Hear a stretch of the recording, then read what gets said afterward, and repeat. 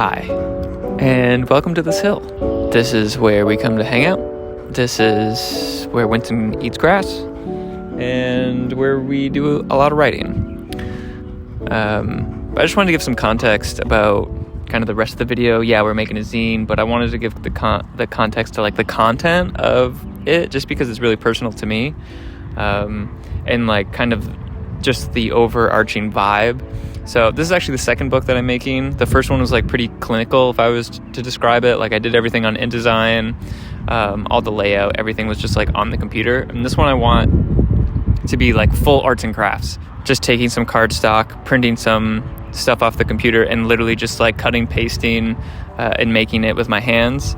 It's about kind of the hardest heartbreak I've ever experienced in my adult life, and like what that looks like, and what it looks like getting back into dating, and like the journey of like looking for connection, thinking, at least for me, thinking I was looking for intimacy, realizing I actually wasn't. That I think is just like raw and not perfect, so I kind of wanted the book to match. This whole idea came about from kind of like a joke that me and my buddy were like at a bar, and I was telling him about, you know, how dating was going and like how shitty and good first dates can be, and I was telling him about how many like things I've just written drunk in an Uber on the way home, and he's like, oh, that'd be a great like title for a book. And I was like, 100% it would be. So that's what we're doing. I'm just gonna cut myself off there because I feel like I could talk about this forever. So first thing we need to do is go get some supplies. So oh my god. So let's go do that. All right, well, let's get it.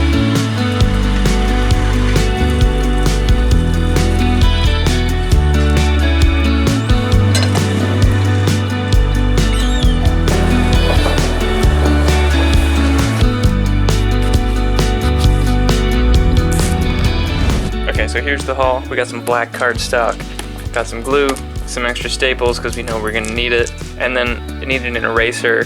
I'll show you why this will be handy later in the video. And then I got this cool cutting mat because, you know, I need something to cut on. So I'm just gonna like hand cut all of these to size and then start designing from there. And I picked up some dried mangoes on the way out because I had to. Okay, so the first thing I do right now is cut all this black cardstock into this size so I can start designing on the actual intended size. So, let's go.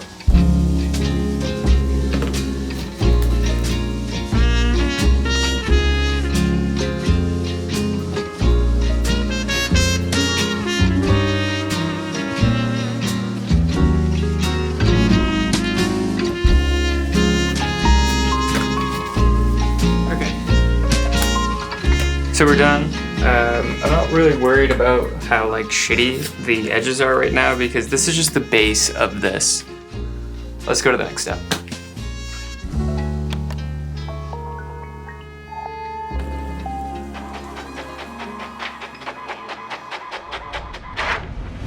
So I started by printing poems and some photos for my camera roll. I spent maybe a week or so every morning doing a few different pages, and I kind of tried to have a different approach each time. I cut all the poems up and pasted them in different styles on each page. Sometimes I would put a photo down first for a background, or sometimes they would serve as just a standalone page. For the poems, I would either cut or rip them into lines so I could have a little bit more control over the layout and the way that they read. And a few times I would actually take the actual finished page and then crumple the entire thing up just to make it look a little bit more weathered. And on a few pages too, I took a Sharpie and just hand wrote some notes and some poems too.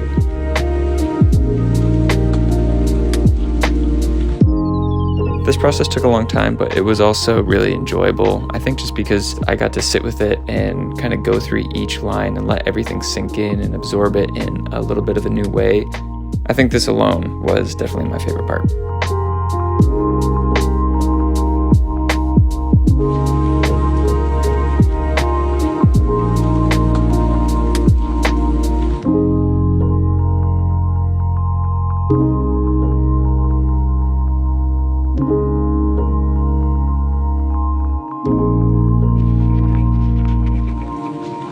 Okay, so I finished cutting and pasting, and I've thrown all the pages on the ground right now, and what I'm going to do is basically go through and kind of pair the textured pages with the more plain pages, and also figure out like the order of how everything is actually going to flip together. So that is what we're going to do right now.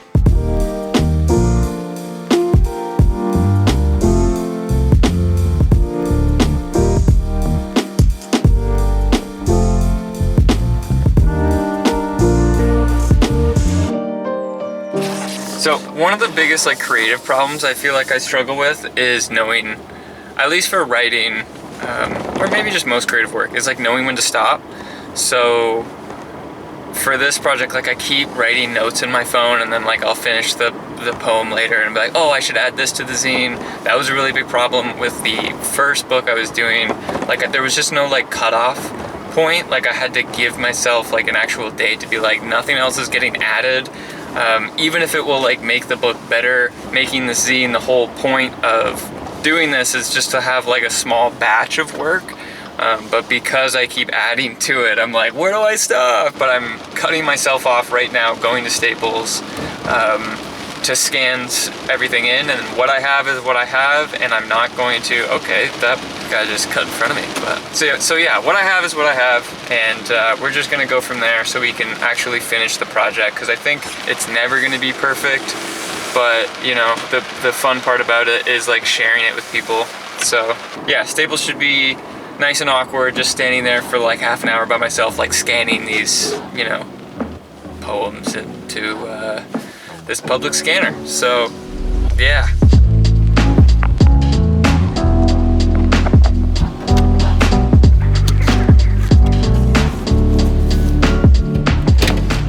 Okay, we are almost there. We're back from scanning. All the pages are on this little USB. So we're gonna take that, jump into Photoshop, fix a few of them up, add some bleed to some of them, and then from there hop into InDesign and do the final layout, and then we're gonna be ready to print. So yeah, we're almost there. Let's get to it.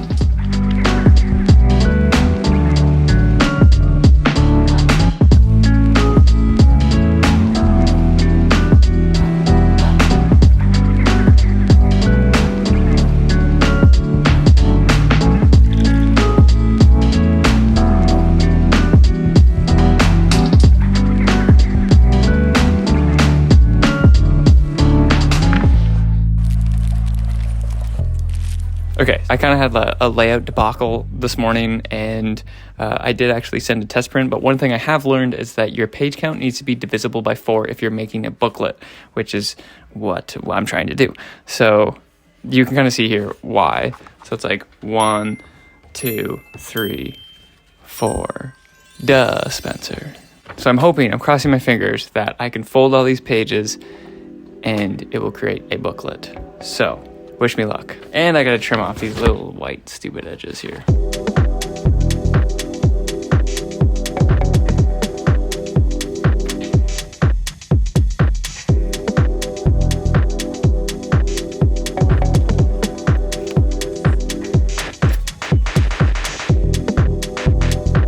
That's it.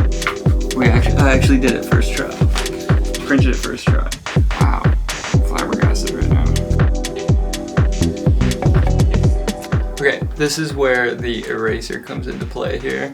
But basically what I'm gonna do is I'm gonna staple it like this, like long ways, into the eraser.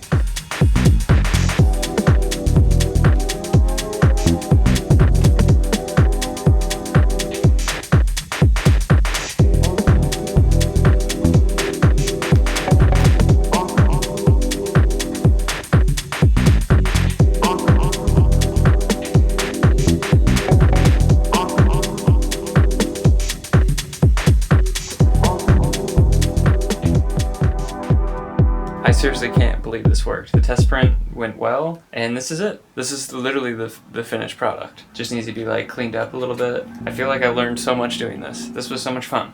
Wow. What a humbling experience it's been making these little zines. I'm so stoked that I was able to do it like all by myself. And since the test print, I've like gotten pretty good at like cutting and stapling, and they're looking pretty clean. It's come such a long way from like a little tiny note about a book being like drunk in an Uber. The actual title I landed on is called "Don't Move, You'll Scare the Silence." I feel like it encapsulates this kind of entire idea pretty good. And I don't know what it is about like completing an entire project or going through the entire process that's like super cathartic and really allows at least myself to like feel all the emotions, understand and comprehend what I'm actually feeling. I think that's just writing in general. Really allows a good moment to reflect. And yeah, I'm super stoked that I did this.